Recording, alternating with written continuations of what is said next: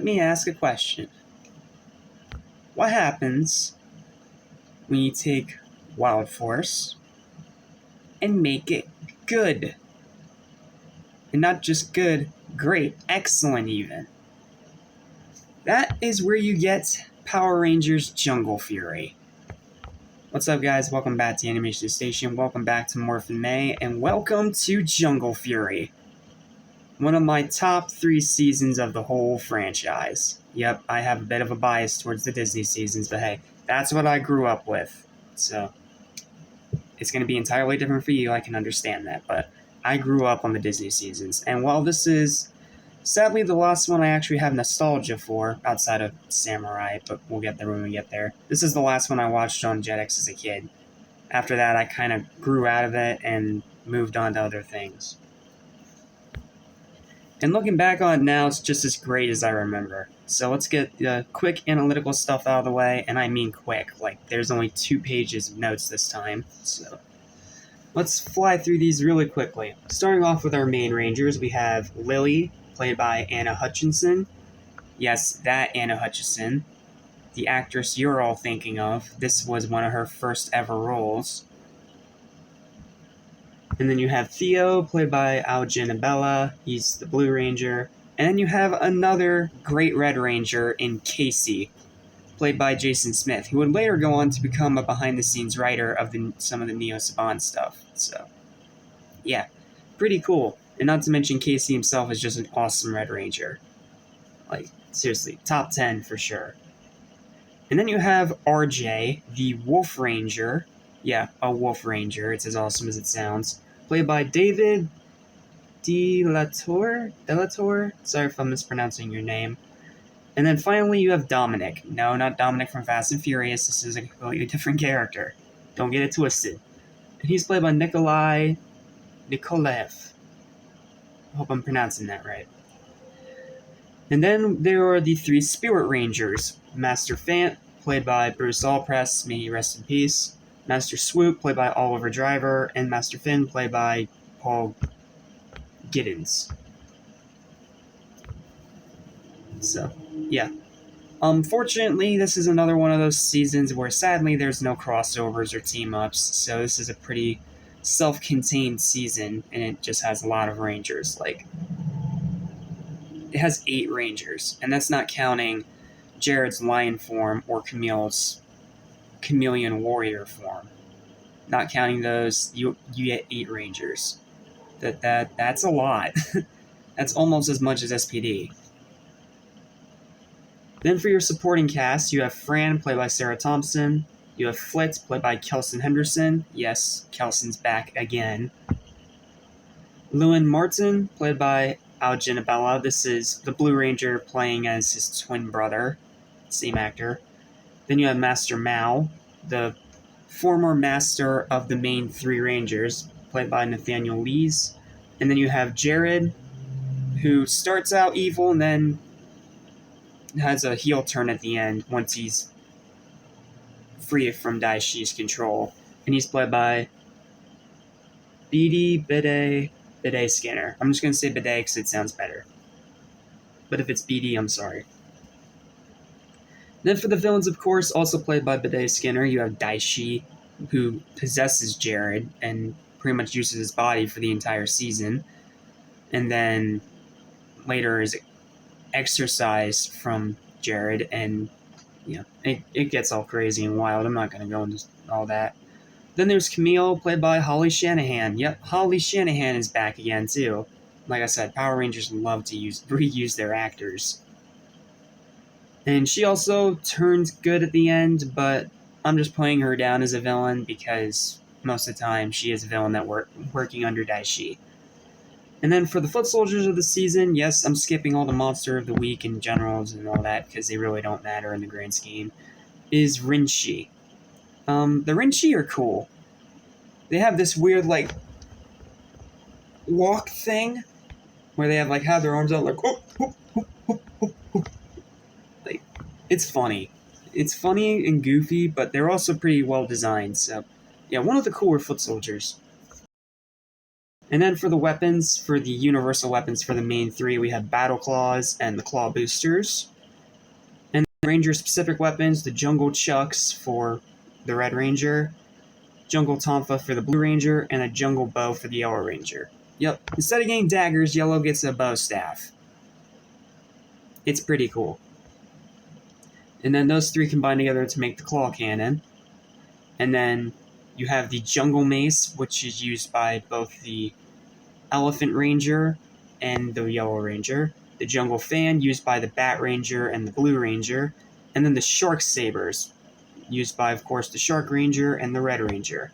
And then you have the Rhino Morpher. I'm including it as a weapon because it's used as a weapon in the actual show. Because it's a giant glove with a blade. Yeah. Then for the Battleizer, you only get one this season, which is a bit sad, but it's fine. The Jungle Master mode, that's for the main three Rangers, that's after they become Jungle Masters and get a lot stronger. And then for the vehicles of the season, you only get one, the Strike Rider, and it's exclusive to the Red Ranger. Yeah, that's a bit of a bummer. Then we get down to the Zords, and this one's also pretty short too. It's Cheetah, Jaguar, Tiger, Wolf, Rhino, Steel, Elephant, Bat, Shark, Penguin, Antelope, Gorilla, and Lion. And Chameleon, I guess, but yeah, that's really short. You know what else is short? The Megazord lists. You only get 5 in this season. And actually it's 4 if you don't count the bottom one, which is technically an alternate combination. You have Jungle Pride, which is the main Megazord. Pretty cool design and pretty agile. Then you have the Jungle Pride Charge, which is when all five, when it's the 3 main Rangers combined with Lion and Chameleon. Then you have Rhino Pride, which is a Megazord version of Rhino Steel, the Jungle Master, and then Jungle Master Stampede. That's the one where all 5 of the main Ranger Zords are combined together. Yep, not even 10 minutes in, and already we're up to the essential episodes. I'm going to fly through these pretty quick, too. But the good news is there is a lot less two-parters in this season, so that's good. So, you have Welcome to the Jungle 1 and 2, that's the pilot, Way of the Master, the introduction of the Jungle Mace, Blind, Leading the Blind, the introduction to Master Swoop, One Master Too Many, the introduction to Master Finn, who's, I believe, also RJ's father, Ghost of a Chance 1 and 2, that's the Jungle Master mode introduction. Friends Don't Fade Away, this is the Wolf Ranger arc, and yeah, RJ, for a brief moment, he becomes a werewolf. Yeah, we now have vampires and werewolves in Power Rangers. That is awesome.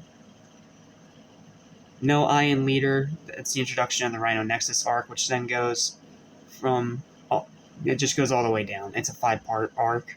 With True Friends, True Spirit, Path of the Rhino, Dash for the Dagger, and Race to the Nexus. Why they made it a 5-parter, I don't know. Then you have the 3-part Spirit Ranger arc with Fear and Phantoms, Blue Ranger, Twin Dagger, and One Last Second Chance. And then you have the 6-part endgame with Tigers Fall, Lions Rise, Spirit of Kindness, Maryland Monkeys, To Earn Your Stripes, Path of the Righteous, and now the Final Fury.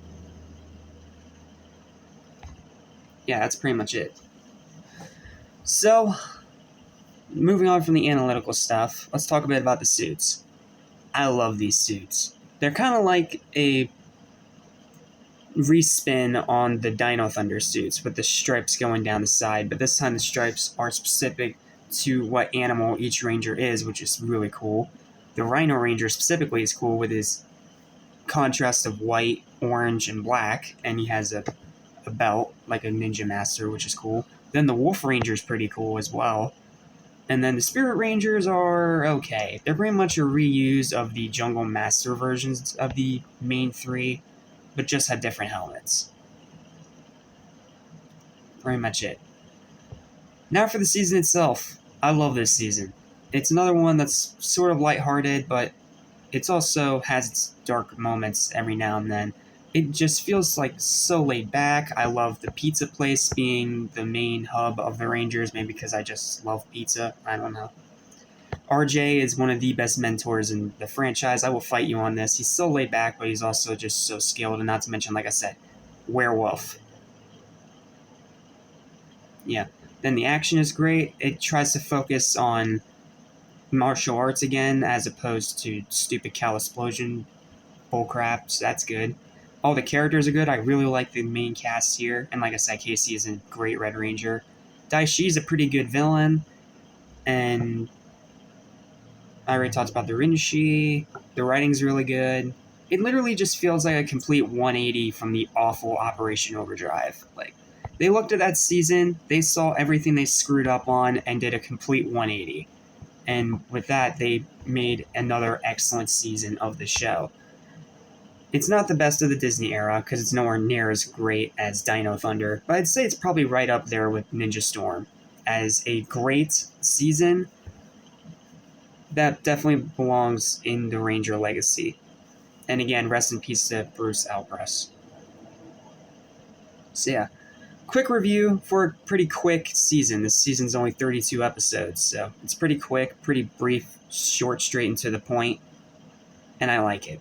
And the theme song's awesome too. I'm going to get to that in another video. So, but yeah, overall, Jungle Fury is a 9 out of 10. It literally is Wild Force done right and a complete 180 from the awful Operation Overdrive. It fixed everything that season did wrong, as well as took everything that Wild Force got wrong and made it right. Sure, it stumbles a little bit with the numerous generals and some of the power shifts in the actual villain side of things not lasting very long. But, I mean, outside of that, it is an excellent season that I love rewatching. Seriously, Jungle Fury is awesome. Absolutely check it out if you haven't already.